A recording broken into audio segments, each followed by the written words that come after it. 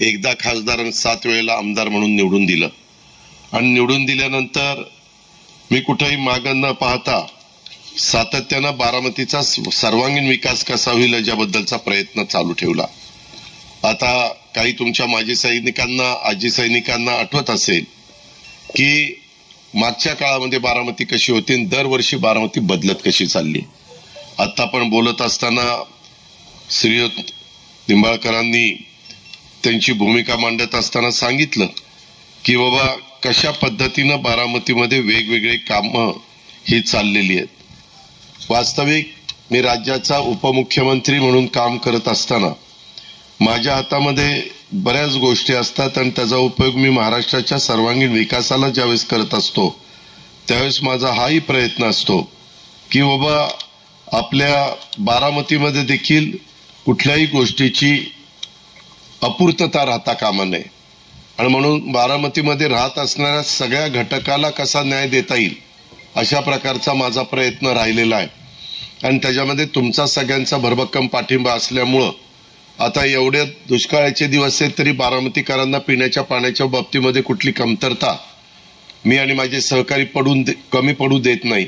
परंतु बारामती वाढते तसं मला नवीन टप्पा बारामतीचा पाणी पुरवठ्याचा सुरू करावा लागलेला आहे। त्याचा स्टोरेज टँक पण मी 6-7 एकरामध्ये केलेला आहे आणि बारामतीच्या राहिलेल्या भागाला पण नियमित पाणी देण्याचा माझा स्वतःचा मानस आहे। रस्त्यांची कामं कशी चाललीत, वेगवेगळ्या पद्धतीनं आयुर्वेदिक मेडिकल कॉलेजचं काम कशा पद्धतीनं चाललंय, आपलं बस स्थानक कशा पद्धतीनं झालं, पोलीस हाऊसिंग सोसायटी आपण पोलीस वसाहत आपण कशा पद्धतीनं केली, फार सुंदर लायब्ररी आपण बारामतीमध्ये करतोय। अशा अनेक गोष्टी सांगितलं तर वेळ कमी पडेल अशा प्रकारच्या गोष्टी सतत बारामतीतले रोड त्याच्यामध्ये वेगवेगळ्या प्रकारे पालकांना किंवा नागरिकांना बसायच्या करता काही भागामध्ये सुशोभीकरण मी करतोय आणि त्याच्यामध्ये तुम्हाला संध्याकाळच्या वेळेस बसता येईल, तुमचे नातेवाईक आले, तुमचे मित्र परिवार आले तर त्या ठिकाणी 2 घटका तिथं तुम्हाला घालवता येतील अशा पद्धतीनं खूप काही गोष्टी मी करतोय। मित्रांनो, हे मी कशामुळे करू शकलो तर हे तुमचा सगळ्यांचा पाठिंबा होता म्हणून मी करू शकलो। मला अजूनही बरंच करायचंय। त्याचं कारण म्हणजे केंद्राचा खूप मोठा निधी देशाला वेगवेगळ्या भागाकरता मिळतो। दुर्दैवाने बारामतीमध्ये गेले काही वर्ष केंद्राचा निधी आलाच नाही। तो जर आला असता तो बारामती लोकसभा मतदारसंघाला आला असता, तो बारामती तालुक्याला आला असता तर त्याच्यामध्ये आणखीन आपल्याला गती देता आली असती।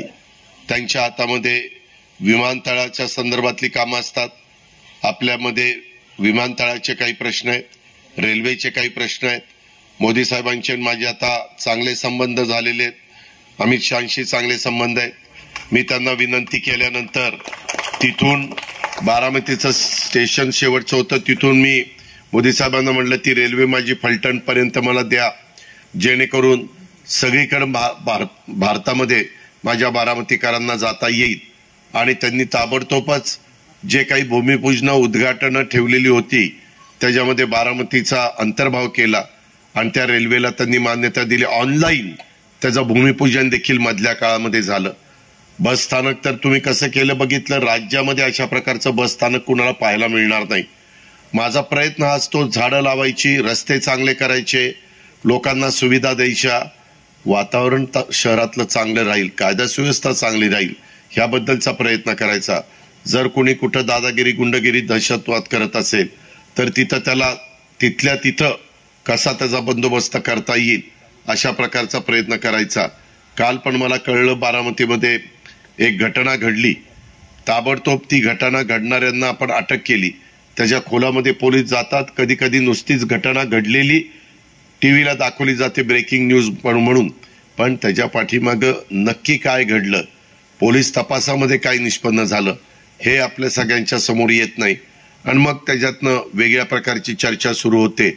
एकदा संपूर्ण तपास झाल्यानंतर मी बारामतीकरांना सांगेन की ती कालची घटना कशामुळे घडली।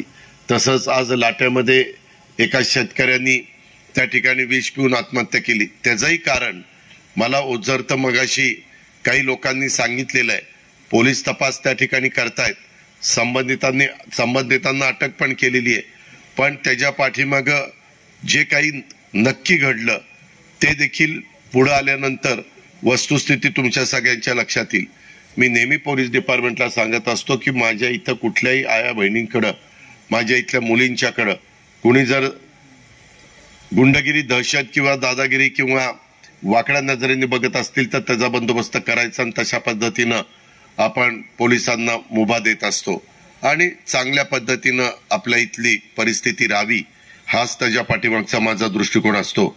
आज माझ्या जय जवान माजी सैनिक संघटना ह्याच्या आजी माजी सैनिकांच्या मेळाव्याच्या निमित्तानं मला देशाचं सीमेचे संरक्षण करणाऱ्या आपल्या सर्वांशी संवाद साधताना निश्चितपणे मनापासून आनंद होतोय. कारण बारामती मी इतके वर्ष काम करताना एक कुटुंब आणि त्या कुटुंबाचा आपण सर्वजण एक अविभाज्य भाग आहोत हे मी तुम्हाला कुणाला वेगळं सांगायची गरज नाही. मला काही तुम्हाला रोज भेटता येत नाही, परंतु आठवड्यातला एक दिवस मी